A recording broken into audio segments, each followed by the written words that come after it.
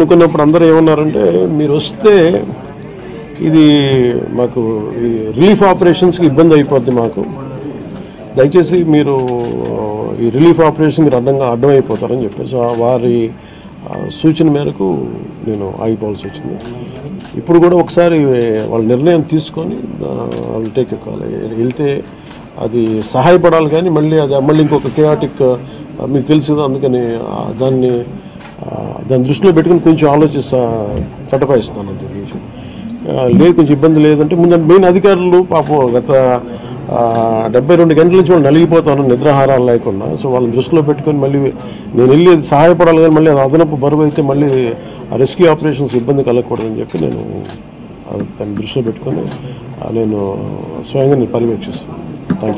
4 రోజులుగా పవన్ కళ్యాణ్ ఉప ముఖ్యమంత్రి రాలేదు, ఎక్కడ వెళ్ళని చెప్పి విపక్షాలు ఆరోపణ చేస్తున్నాయి, బాధితులను పట్టించుకోలేదని చెప్పేసి ఆరోపిస్తున్నాయి. ఏం చెప్తారు? ఫిజికల్గా మీకు కనిపించడం పద్ధతి అంటే వాళ్ళు ఏమనుకుంటారు, నేను బోట్ వేసుకొని రెస్క్యూ చేయడం కుదరదు కదా, ఆ బాధ్యతలు లేకుండా ఎందుకంటే అది ఏంటంటే అనాలి కాబట్టి అంటే తప్ప ఎంటైర్ మీరు చూస్తే మా పిఆర్ మెషినరీ, మన పిఆర్ పంచాయతీరాజ్ మెషినరీ మొత్తం ఎంటైర్ వర్క్ చేస్తాము మా సైడ్ నుంచి. అంటే అట్లా కదా సార్, ధైర్యం చెప్పని కూడా రాలేదని చెప్పేసి వాళ్ళు ఆరోపణ చేస్తున్నారు కదా మీ నుంచి.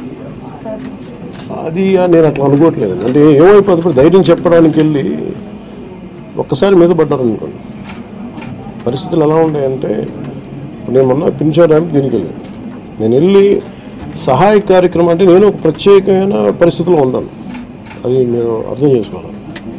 ఇప్పుడు నేను వెళ్ళి కూర్చుంటే వెళ్ళిపోదని రెస్క్యూ ఆపరేషన్స్కి ఇబ్బంది కలగకూడదన్నది ఒకటే నన్ను ఆ సూచన ఒకటి నన్ను ఆపినాను, అంతమించి వేరే అవ్వలేదు.